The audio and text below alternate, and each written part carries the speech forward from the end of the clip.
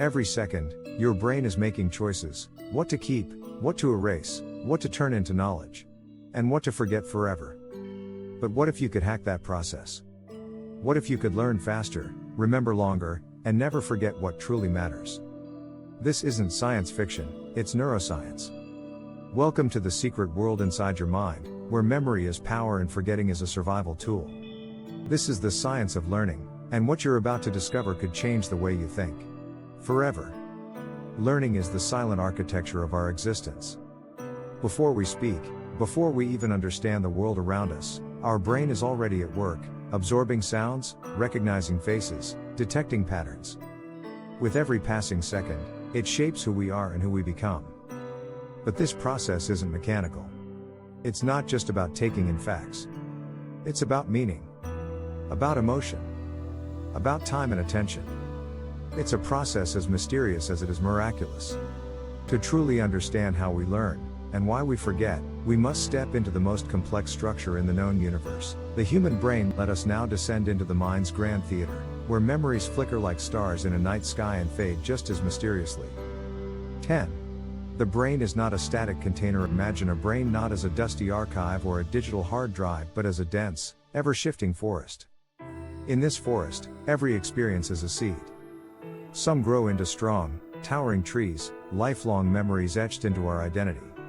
Others sprout briefly and vanish. This forest is alive with connections, billions of neurons exchanging signals through vast networks of synapses. Each time we learn something new, our neurons form new patterns. Each time we revisit a memory, those patterns grow stronger.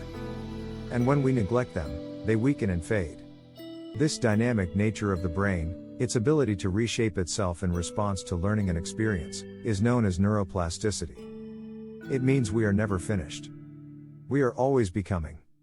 Our minds are always being written and rewritten. 9. Emotion is the architect of lasting memory. There's a reason you remember the sound of your mother's laughter or the day your heart broke more clearly than what you had for lunch last Tuesday. It's because emotion doesn't just influence memory, it engraves it. When something touches us emotionally, the brain signals that it's important.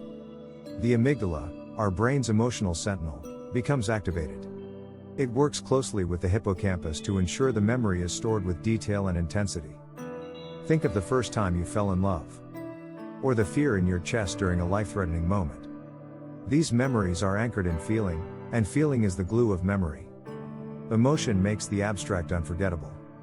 This is why emotionally charged lessons, whether thrilling or painful, stay with us long after the facts have faded. 8.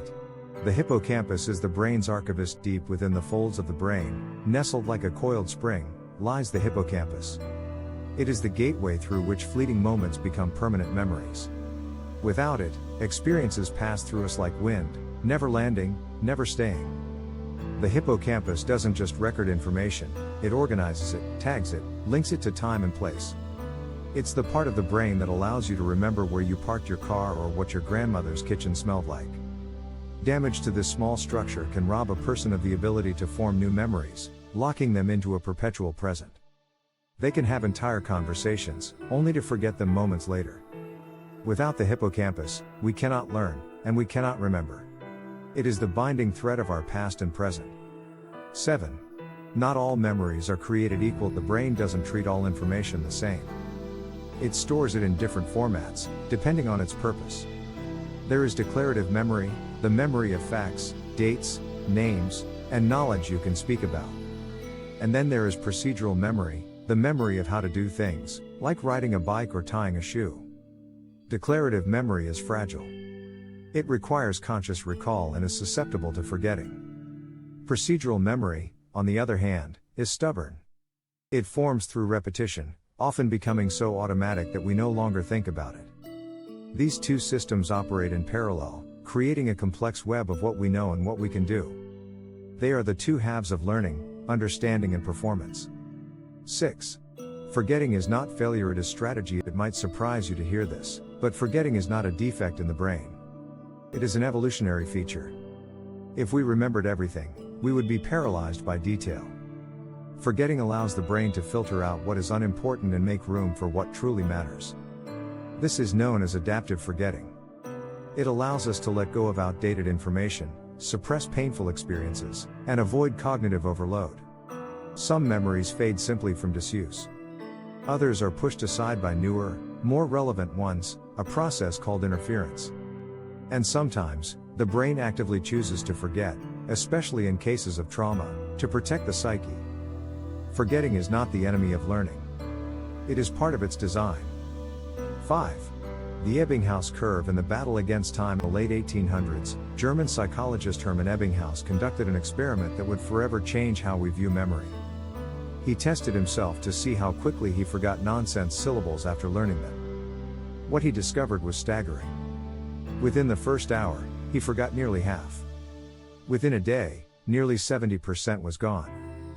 This became known as the forgetting curve. But there was hope. Ebbinghaus also found that with review, especially spaced over time, he could drastically slow the rate of forgetting. This principle gave rise to spaced repetition, now a cornerstone of memory science. By revisiting information at regular intervals, the brain signals its importance, reinforcing the neural pathways. It's not about how much time you spend studying. It's about when and how often you return to the material for retrieval is the real learning. One of the most profound insights in modern neuroscience is that retrieval is not the end of learning, it is the core of it. Simply rereading notes or watching a video again creates the illusion of understanding. But when we try to recall information from memory, without prompts, we force our brain to work. That effort strengthens the memory. It creates a mental scaffold for future recall. This is called retrieval practice, and it is among the most effective learning strategies known. Whether through self-quizzing, teaching others, or testing yourself, you are not just proving what you know. You are building what you know. Every time you retrieve, you encode the memory more deeply, making it easier to recall next time. Sleep is the invisible teacher. Each night, when we close our eyes and surrender to sleep, our conscious mind quiets. But the brain does not rest. It gets to work. During sleep, especially in the deepest stages, the brain replays and reorganizes the day's experiences. It decides what to keep and what to discard. It moves memories from the hippocampus to long-term storage in the neocortex.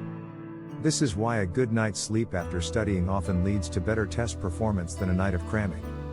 REM sleep, in particular, seems vital for emotional memories and creative insight. It is during this mysterious dreaming phase that the brain forges connections between seemingly unrelated pieces of information. In other words, sleep isn't downtime. It is the final stage of learning. Movement and stillness both fuel the mind. The brain doesn't operate in isolation from the body. What we do physically affects what we do mentally. Exercise, for example, increases blood flow to the brain and triggers the release of BDNF, a protein that promotes the growth of new neurons and strengthens existing synapses.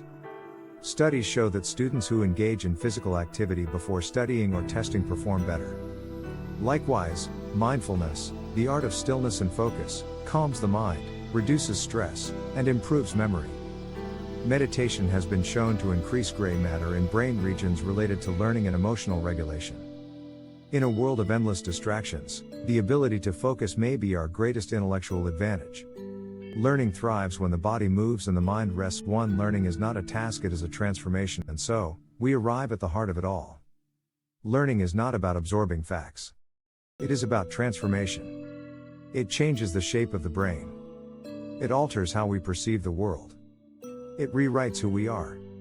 Learning is a dance between curiosity and repetition, between effort and rest, between memory and forgetting. The greatest learners do not memorize. They connect. They reflect. They care. They return to ideas again and again, each time finding something new. The brain learns best when it feels safe, when it is emotionally engaged, when the material has purpose and resonance. So when you set out to learn something, do not ask how fast you can memorize it. Ask how deeply you can feel it. How often you can return to it. How beautifully it fits into the story of you, because learning is not just a skill. It is the art of becoming. Your brain is the most powerful tool you'll ever own, but only if you know how to use it. Today, you've seen how memories are formed, how they're lost, and how you can take control of your own learning journey. So don't let this knowledge fade, apply it, live it, and share it. Hit that like button, subscribe for more mind-expanding content, and remember, learning isn't a task. It's a superpower. Until next time, keep your mind sharp and your curiosity sharper.